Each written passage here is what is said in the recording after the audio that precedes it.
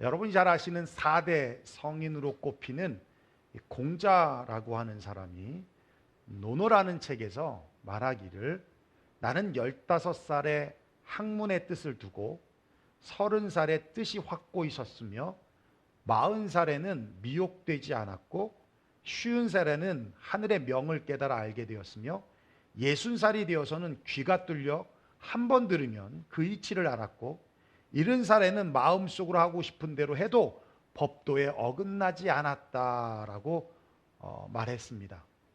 그래서 15세를 학문의 뜻을 두었다고 해서 지학이라고 하고요, 30세를 뜻이 확고하게 섰다라고 해서 이립이라고 하고요, 40대를요 미혹되지 않는다라고 해서 불혹이라고 하는 거예요. 많이 들어보셨죠?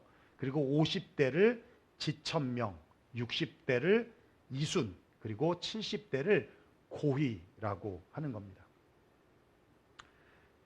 그런데 정말 15세의 학문의 뜻을 두고 30세에 자립을 하고 40세에 유혹에 흔들리지 않으며 안정적인 삶의 모습을 갖추고 50세에 하늘의 이치를 깨달아 인생의 의미를 알고 60세에 해탈의 경지에 올라서 남들의 말만 들어도 다 알 수 있는, 정말 그렇게 나이에 맞게 사는 사람이 얼마나 될까요?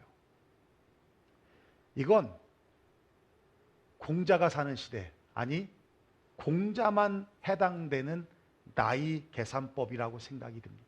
특별히 지금 현실과는 너무나 맞지 않는 나이 계산법이라고 생각이 들어요. 그런데 우리 한국 사람들은 이 공자 문화, 유교 문화에 찌들어 있다 보니까 아직도 여전히 나이별 성취 기준들을 놓고, 이런 기준들을 놓고 자신의 인생을 대입하면서 신세 한탄을 합니다. 소위 그런 거죠. 내 나이 40, 불혹의 나이인데 해놓은 건 아무것도 없어. 공자는 40세에 안정된 삶을 살았다는데 나는 뭐지? 40이 됐을 때 어떤 기대를 하냐면, 일단 빚이 없고 집 있고 노후 준비도 어느 정도 돼 있고 50세쯤 되면 여행이나 등산을 다니면서 평안히 살기를 기대합니다. 그런데 이런 생각이 사실 30년 전에나 통했던 동화와 같은 이야기지 지금 현실과는 너무 맞지 않다라는 겁니다. 불과 10년, 20년 전까지만 해도 우리는 환갑잔치라는 걸 했어요. 그래서 60년 사는 게 축하받아야 할 만큼 평균 수명이 짧았다는 말입니다. 근데 지금은 100세 시대를 우리는 살고 있어요. 생애 주기 자체가 늘어났어요. 예전보다 취직도, 결혼도, 자녀 출산도, 은퇴도, 사망도 다 늦어졌습니다. 요즘 평균 초혼 나이가 몇 살인지 아세요? 35세예요. 35세. 제 20대 때 35세면요, 아유, 할아버지였습니다. 그때 결혼한다고요? 말도 안 되는 거예요. 말도 안 되는 거예요. 그렇게 보면 40이어도요 자녀가 여전히 초등학교 들어가는 겁니다. 네. 근데 빚이 없다고요? 집도 있고 노후 준비도 돼 있는 게 정상입니까? 여러분 50, 60여도 60대 되어도 앞으로 40년 50년을 더 살아야 돼요. 그렇잖아요. 그죠? 근데 여러분 몇 살부터 일하십니까? 네. 20대 후반, 뭐 30대로 칩시다. 그래서 60까지 일하면, 많이 일하면 20년, 30년 일하는 거예요. 20년, 30년 일해서 40년, 50년을 먹고 산다고요? 그러면 1년에 얼마씩 벌어야 돼? 얼마씩 저축해야 돼요? 여러분 솔직히 말해봐. 저축하는 사람. 내가 아는 바로 몇 없어. 몇 없어. 나는 평생 저축을 못하고 살았지만 여기 앉아 계신 분 중에 저축하는 사람 많지 않아요. 네. 얼마를 저축해야 40년, 50년 일 안 하고 먹고 살 수 있냐고요. 이게 일반적인 생각이냐고요. 극소수에 해당되는 이야기를 일반적인 삶에 대입하려고 하니까 나이 40인데 해놓은 게 아무것도 없다고 하면서 초라한 자신을 느끼게 된다는 겁니다. 생활이 달라지면 특정 나이에 대한 기대값도 달라지기 마련이에요. 낡은 사고를 고집하고 나이가 들수록 허탈감만 느끼게 되면 안 된다는 거예요. 이제 나이 계산법이 달라져야 합니다. 유명 스타 강사이기도 하고 현재 MKYU 대표이기도 한 김미경 대표가 쓴 김미경의 40 수업이라는 책이 있는데요. 그 책에 보면 100세 시대에 맞는 시간 계산법을 제시해 주고 있거든요. 100세를 24시간에 빗대어 계산하면 1년은 대략 14분 24초입니다. 그렇게 계산하면 20세는요 새벽 4시 48분이에요. 그때 뭐 하세요? 그때 뭐 하세요? 일어나시는 분도 계시고, 저도 그때 일어나요. 일어나는 분도 계시고, 웬만하면 주무시는 때 아닙니까? 근데 그때 난 어떻게 살지 고민하고 계세요? 20세는요 잠자면서 아침을 맞이할 준비를 하는 것이고, 40세는 회사 출근하는 사람들, 그런 분들에게는 막 출근해서 일할 준비가 되어 있는 거예요. 그리고 조금 일찍 일어나신 분들은 한창 열심히 일할 시간입니다. 40세가요 오전 9시 36분이에요. 50세는 말 그대로 정오죠. 100세의 반이니까. 60세는 오후 2시 24분이에요. 50세 되면요 점심 먹고 좀 쉬면서 오후 일할 걸 준비하는 겁니다. 60세는 점심 먹고 열심히 일하는 거예요. 물론 퇴근을 위해서 다른 일을 시작하진 않아도 하던 일을 마무리하는 시간이라는 겁니다. 이렇게 지금 시대에 맞추어서 나이 계산을 다시 해보면 30, 40대는 여전히 열정적으로 도전하는 시간들이에요. 내가 무엇을 할까? 내가 어떤 것을 할까? 여전히 도전해도 늦지 않은 시간입니다. 50대 이후는 도전의 끝이 아니라 이제 새로운 시작을 정의할 수 있다는 거예요. 그리고 60대가 돼서야 인생의 클라이막스가 되고 7, 80대 이후가 노후라는 얘기입니다. 지난주에 러브 리저지 부흥회가 있어서 땅끝교회를 갔잖아요. 그 교회를 갔더니요 다 평균 연령이 75세예요. 70 조금 넘은 장로님하고 식사를 같이 했는데 장로님이 뭐라고 하시냐면 우리 교회는 내가 청년이라고, 그래서 교회 밴 몰고 있다고. 그러면서 김미영 대표가 그 책에서 뭐라고 말하냐면 나이 들수록 인생이 잘 풀리는 사람들은 이렇게 길어진 생애 주기에 맞춰서 나이를 새롭게 정의하는 사람들이고 생애 주기에 맞춰서 하나씩 준비하는 사람들이라고 말하고 있어요.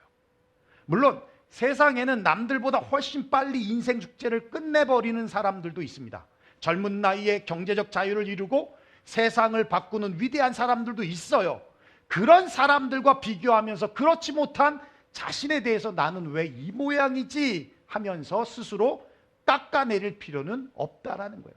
그게 일반적이지 않으니까. 꽃도 다 개화 시기가 다르듯이 우리의 인생의 꽃이 언제 필지는 아무도 모르는 것입니다. 일찍 핀 꽃은 일찍 시들기 마련이에요. 늦게 핀 꽃은 늦은 대로 아름다울 것입니다. 그러니 지금 내게 주어진 일에 최선을 다하고 노력하는 자신을 존중하시고 긴 호흡으로, 짧은 호흡이 아니라 긴 호흡으로 꾸준히 준비한다 하면서 실천한다면 그럼 반드시 인생의 꽃망울은 우리 주님께서 터지게 해주실 줄로 믿습니다. 오늘 본문은 바로 그 준비에 대한 말씀을 하고 있어요. 우리가 지난주 같이 말씀을 나눴듯이 모세 때는 정탐꾼을 보내는 것이 불신앙의 행위였는데 여호수아 때는 2명의 정탐꾼을 보내는 것이 믿음의 행동으로 여기셨습니다. 그 이유는 기생 라합을 만나기 위함이었어요. 정탐꾼들이 여리고에 들어가서 한 일이 딱히 없습니다. 그냥 기생 라합을 만난 것뿐이었어요. 그런데 돌아와서 보고했던 보고는 너무 확신에 찼습니다. 우리 여호수아 2장 24절 한번 읽어볼까요? 시작. 또 여호수아에게 이르되 진실로 여호와께서 그 온 땅을 우리 손에 주셨으므로 그 땅이 모든 주민이 우리 앞에서 간담이 녹더이다 하더라. 예, 여호와께서 그 온 땅을 우리에게 주셨다. 이 확신이 어떻게 들었습니까? 나합이 들어서난 믿음을 보고 가진 확신이었다는 거예요. 그러자 여호수아가 정탐꾼들의 확신에 찬 보고를 듣고 가나안 정복에 대한 확신을 가지고 새벽에 일찍 일어나 백성들을 이끌고 요단강 앞까지 행군을 합니다. 그리고 3일을 기다리면서 백성들을 준비시켜요. 근데 그 준비는 전쟁 준비가 아니었어요. 믿음의 준비였습니다. 여호수아가 두 가지를 명령하는데, 첫째는 언약궤를 따르라는 명령이었고 둘째는 성결케 하라는 명령이었습니다. 오늘은 이 두 명령을 우리가 함께 나누면서 우리가 함께 지금 준비해야 될 것이 무엇인지, 그래서 우리가 함께 배럴 투게더 할 수 있는 것이 무엇인지를 함께 나누도록 하겠습니다. 첫째는 언약궤를 따르라는 거예요. 우리 3절 한번 읽어볼까요? 시작. 백성에게 명령하여 이르되 너희는 레위 사람 제사장들이 너희 하나님 여호와의 언약궤 매는 것을 보거든 너희가 있는 곳을 떠나 그 뒤를 따르라. 예, 여호수아가 왜 백성들에게 언약궤 뒤를 따르라고 명령을 내렸냐면 4절에 말씀하고 있어요. 그리하면 너희가 행할 길을 알리니 너희가 이전에 이 길을 지나보지 못하였음이니라 하니라. 그러니까 한 번도 가본 적이 없었던 길이기 때문에 그래서 언약궤 뒤를 따르라는 겁니다. 무슨 말씀입니까? 언약궤가 인도자라는 거예요. 리더자라는 거예요. 나침판과 같다는 겁니다. 내비게이션이라는 거예요. 언약궤는 모세가 광야에서 하나님의 지시대로 만든 성물입니다. 당시 언약궤는 언제나 지성소 안에 보관되어 있었습니다. 하나님의 임재의 상징으로서 이스라엘 백성들에게 있어서 언약궤는 하나님께서 우리와 함께하고 있다는 증거로 여겼던 거룩한 성물이었습니다. 지금 그 언약궤는 없어요. 어디로 갔는지 모릅니다. 그런데 우리가 걱정할 것이 없습니다. 왜냐하면 그 언약궤는 없지만 보이는 성경을 하나님께서 우리에게 주셨어요. 그 뒤를 따르는 것은 하나님의 말씀을 따라 살라는 겁니다. 하나님의 말씀을 의지하며 살아가라는 얘기예요.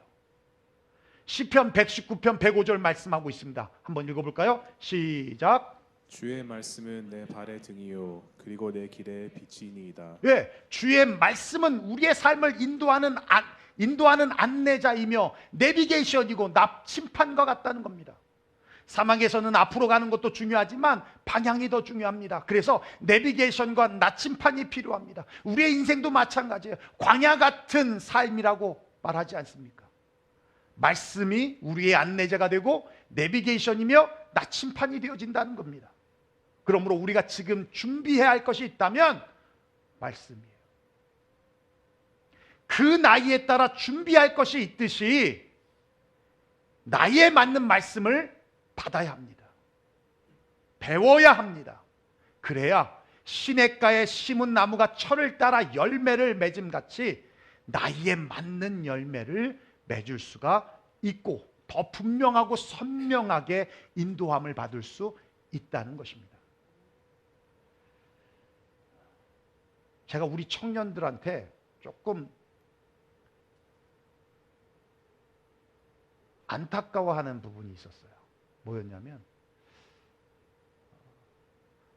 제자훈련도 하고 다 했는데 뭐 교육자가 있어야, 목사가 있어야, 전도사가 있어야 성경 공부를 하고 그러지 않잖아요. 우리가 큐티 나눔하는 거 그냥 말씀 같이 읽고 그냥 자기가 느낀 거, 받은 은혜, 지난 한 주간의 삶을 돌아보면서 하나님이 내 삶에 미쳤던 영향들 이런 것들을 그냥 나누면 되는 거잖아요.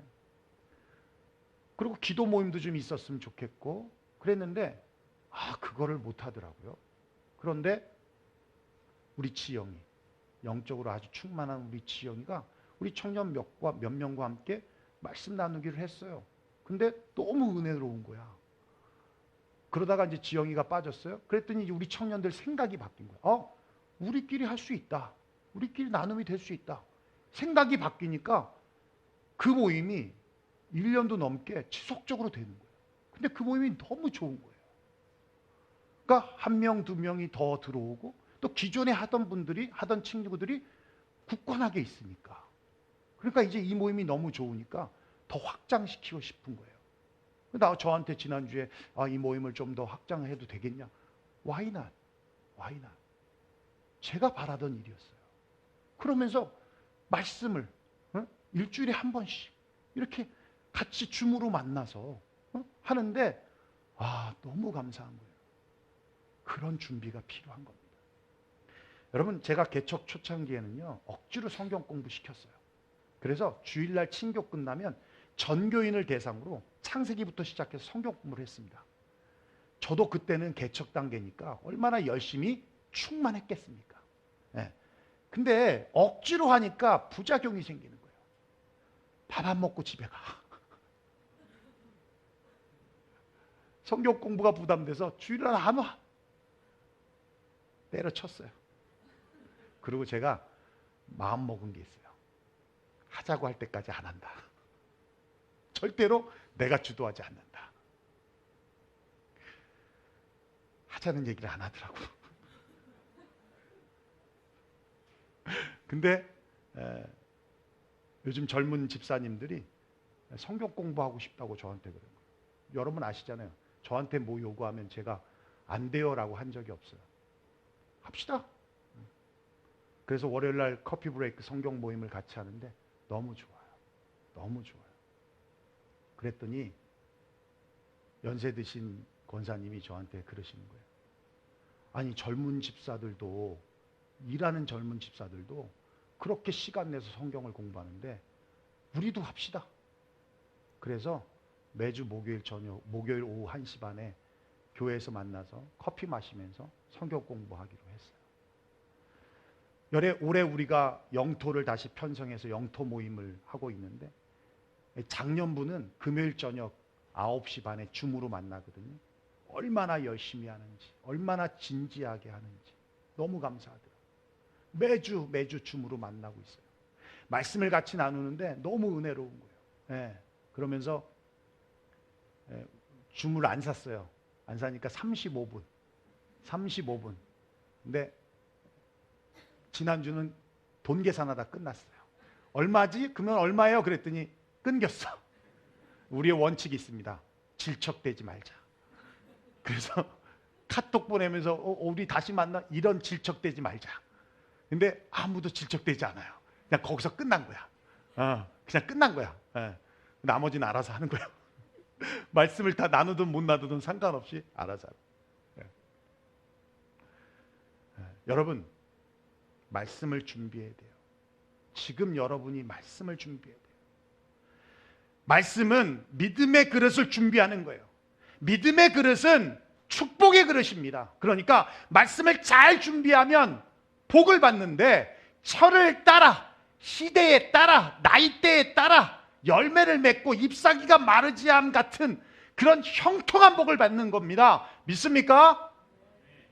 말씀을 배우고 말씀을 읽고 말씀을 같이 나누는 거는 신앙 좋은 사람들만이 하는 게 아니라 이곳에 있는 누구나 함께 해야 할 일이라는 거예요. 그럼에 있어서 여호수아는 주의사항을 전달합니다. 4절이에요. 이렇게 말씀합니다. 그러나 너희와 그 사이 거리가 2000규빗쯤 되게 하고 그것이 가까이 하지는 말라. 언약궤를 따르는데 바짝 쫓아 따르지 말고 2000규빗을 떨어뜨려서 그렇게 따르라는 얘기입니다. 여러분, 1규빗이 이 정도 돼요. 45cm입니다. 계산하면 약 900m, 0.6마일 정도 되는데 왜 거리를 두고 따르라고 했을까요? 세 가지 이유가 있어요. 첫째는 900m니까 까마득합니다. 멀리 있지만 누구나 볼 수 있는 거리예요. 200만이라는 인구가 누구나 볼 수 있는 거리예요. 두 번째는 900m는 육안으로 볼 수 있는 최대 거리예요. 근데 잠시 한눈만 팔면, 오직 한눈 팔면 놓쳐버립니다. 그러니까 오직 언약궤에만 집중하라는 겁니다. 세 번째, 900m는 누구도 앞설 수 있는 거리가 아니에요.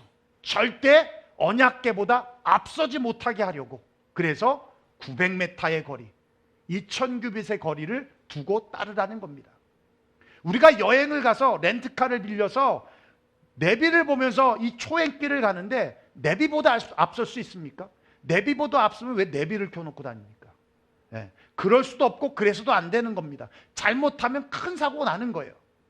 내 생각, 내 상식, 내 경험, 연륜, 기술, 능력이 인생의 내비게이션인 말씀보다 앞서서는 안 되는 겁니다. 마치 베드로에게 깊은 곳에 그물을 던지라고 예수님이 말씀하셨을 때 베드로가 내가 밤이 맞도록 수고했는데 한 마리도 못 잡았습니다.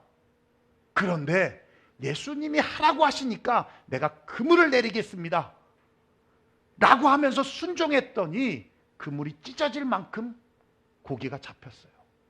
말씀을 스펀지처럼 받아들이라는 겁니다. 빨아들이라는 겁니다. 그리고 무식하리만큼 순종하는 거예요. 말씀대로 깊은 데로 가서 그물을 내리라. 내 상식, 내 방법, 내 경험, 내 기술, 내 능력이 있어도 다 파괴시켜버리고 말씀에 순종하라는 거예요. 말씀에 우선하라는 겁니다. 왜요? 말씀이 우리의 인생의 내비게이션이니까, 나침판이니까, 안내자니까, 리더자니까. 감각이 아닙니다. 육감이 아닙니다. 느낌대로가 아닙니다. 그러면 대형 사고 나는 겁니다. 느낌대로 사니까 느낌이 사라지면 어디로 갈지 모르는 거예요. 방황하는 겁니다. 광야 같은 인생길을 갈 때 말씀대로 말씀을 따라 살아야 승리할 수 있다는 거예요. 사랑하는 성도 여러분, 언약궤는 나만 보는 것이 아닙니다. 우리 모두가 봐야 하는 거예요. 한눈 팔면 놓칩니다. 오직 언약궤만 바라봐야 합니다. 그리고 절대 앞서지 말아야 합니다. 우리가 함께 각자의 자리에서 말씀을 준비할 때 분명히 better together 될 줄로 믿습니다. 두 번째는 성결케 하라고 말씀하고 있어요. 5절 한번 읽어볼까요? 시작. 여호수아가 또 백성에게 이르되 너희는 스스로 성결케 하라. 여호와께서 내일 너희 가운데 기사를 행하시리라. 예, 여러분 성결하라라는 말의 문자적 의미는 깨끗하게 만들라는 의미인데 맥스 루카이더 목사님이 이렇게 설명해요. 성결이란 나는 작아지고 하나님은 커지는 것이다. 굉장히 아주 정확한 정의예요. 성결이란 나를 깨끗하게 만드는 겁니다. 깨끗하게 만드는 건 회개예요. 회개는 곧 하나님 앞에서 내 자신을 낮추는 겁니다. 내 교만을 빼는 겁니다. 내 안에 있는 거품을 빼는 거고 허풍을 빼는 거고 내 안에 있는 헛바람을 빼고 주님 앞에 납작하게 낮춰주는 거예요. 그리고 주님을 믿고 의지하는 것입니다. 나는 작아지고 내가 작아지면 하나님이 커지는 거예요. 그러면 삶이 심플해집니다. 굉장히 단순해집니다. 그러면서 들려요. 말씀이 들립니다. 마치 빛과 같이 말씀이 마음에 스며들어가요. 말씀을 봐도 말씀을 들어도 주의 음성이 들리지 않고 깨닫지 못하는 건 복잡한 거예요. 복잡한 거예요. 잡음이 많아서 듣지 못하는 겁니다. 그렇다면 지금 정말 정리가 필요한 거예요. 내 인생이 정말 꼬여간다면 다른 거에 원인이 없어요. 부모 탓도 아니고 돈 없어도 아니에요. 성결하지 못하기 때문입니다. 미국과 소련이 한참 우주 개발 경쟁을 하고 있을 때 미국 나사에서 아주 비밀리에 추진하고 있던 프로젝트가 하나가 있었는데 그게 뭐였냐면 우주에서도 사용할 수 있는 볼펜을 개발하는 프로젝트였어요. 볼펜은 잉크로 쓰여지잖아요. 중력이 있으니까 잉크가 내려와서 쓰여지는 건데 우주는 무중력 상태다 보니까 볼펜을 쓸 수가 없다는 거예요. 그래서 우주에서 중력이 없어도 쓸 수 있는 볼펜을 개발하기 위해 수백만 달러를 투입했습니다. 그리고 몇 년의 연구 끝에 폴 피셔라는 사람에 의해서 우주펜, 스페이스 펜이라는 것이 개발이 됐어요. 무중력 펜입니다. 이 펜은 압축 질소로 만든 잉크 카트리지가 장착되어 있어서 무중력 상태뿐만 아니라 극한 온도의 환경에서도 또 젖은 종이에서도 아주 잘 쓰여지는 획기적인 발명품이었어요. 이렇게 미국은 수년에 걸쳐서 수십억을 투입해서 볼펜을 개발했는데 소련은 그 문제를 아주 심플하게 해결했어요. 그냥 연필 써. 왜 우주에서 볼펜 써야 돼요? 연필 쓰면 되잖아요. 아주 심플하게 그냥 연필 써. 굳이.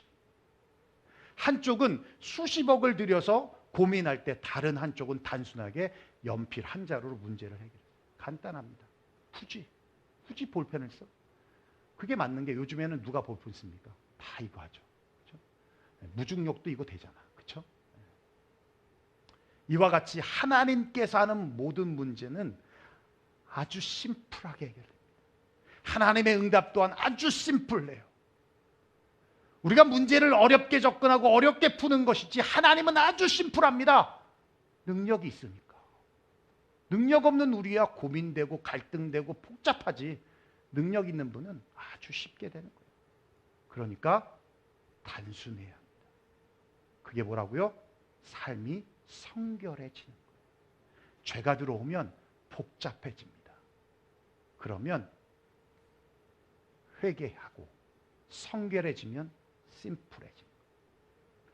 현재 세계에서 강한 두 나라를 꼽으라고 하면 미국과 중국이에요. 그래서 미국과 중국을 G2라고 부릅니다.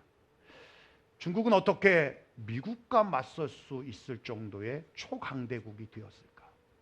물론 엄청난 인구수, 천연 자원, 첨단 기술, 군사력, 그리고 경제 성장 등을 그 원인으로 말할 수도 있겠지만 그보다 더 중요한 것이 바로 부정부패를 척결했던 거예요. 초강대국의 포텐이 있어도 부정부패가 해결이 안 되면 모든 강대국적인 요소들이 있어도 융합이 되지 않아요. 뭉쳐지지 않는다는 겁니다. 중국은 전통적으로 관료들의 부정부패가 들끓는 곳이었어요. 부정부패가 너무나 노골적이고 고질적이어서 고칠 엄두가 나지 않았습니다. 그런데 1990년 후반부터 중국 지도부는 부정부패와의 전쟁을 선포하고 부패를 강력하게 단속하고 처벌하기 시작했습니다. 그래서 관료들의 조그만 뇌물을 받는다거나 그래도요, 그냥 사형을 시켜버렸어요. 정말 무서운 나라입니다. 시진핑이 국가주석에 오른 후에 부정부패에 대한 강력한 드라이브를 걸면서 점점 더 강한 중국으로 성장하게 되었다는 겁니다. 그런데 여전히 약한 게 있어요. 중국 축구입니다. 월드컵은 둘째치고 아시안컵조차도 조별 탈락하는 수준이 된 것은 그 이면에 보니까 엄청난 부패 스캔들이 있더라는 거예요. 돈 주면, 뇌물 주면 주전되는 거. 감독이 그런 돈을 받더라는 겁니다. 이겨 해결하지 못하면 중국은 만년 꼴등이 성장할 수 없어요. 물론 우리가 지금 남 얘기할 때가 아닙니다. 한국 축구도 감독 문제, 선수단 문제, 축구협회의 행정적 비리 문제도 이번 아시안컵 대회에서 졸전을 한 원인들이 하나씩 밝혀지고 있어요. 무엇보다 이전에 이렇게 큰 이슈가 된 적이 없었던 선수단의 하극상 문제는 정말 큰 문제예요. 우리 지석이가 그런 비유를 들더라고요. 아니 삼촌, 이건 이거예요. 제가 가득이 형 때린 거랑 똑같은 거예요.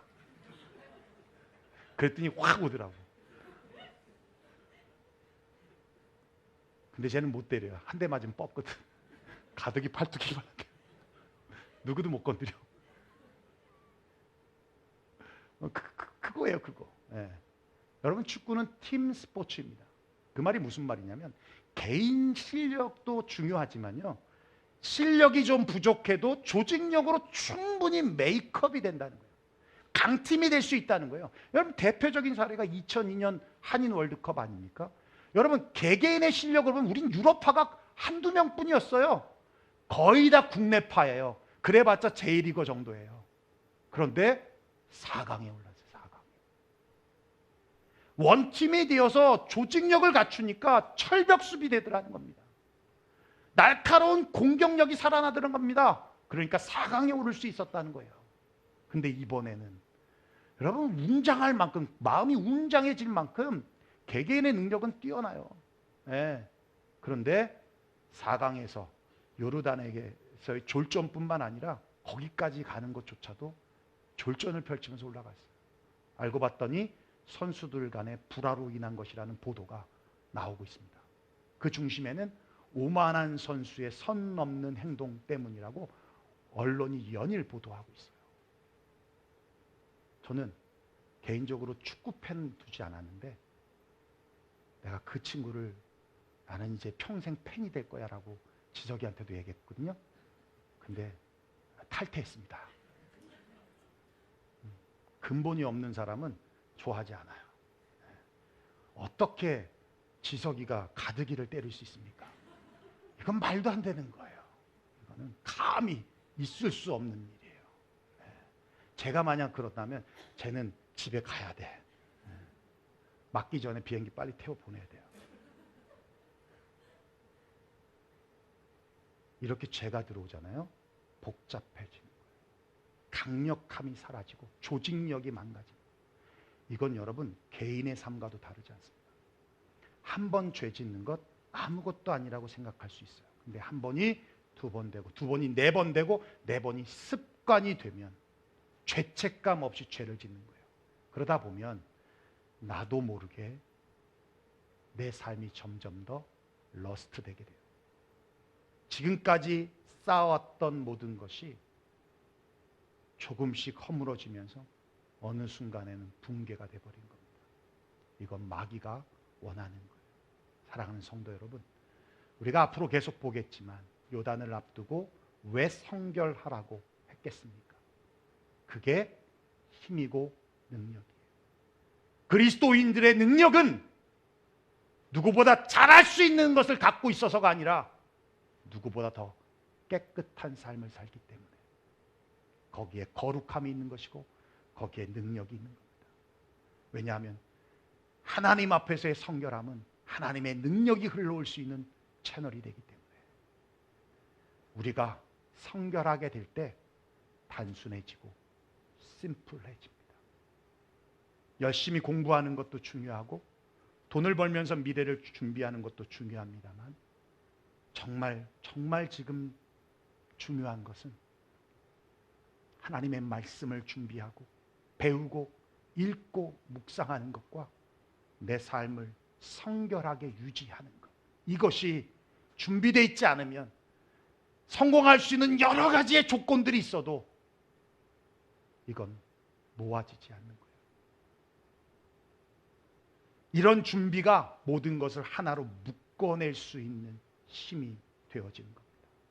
사랑하는 성도 여러분, 지금 우리가 함께 준비할 것은 말씀과 성결입니다. 그럴 때 better together 할 수 있습니다.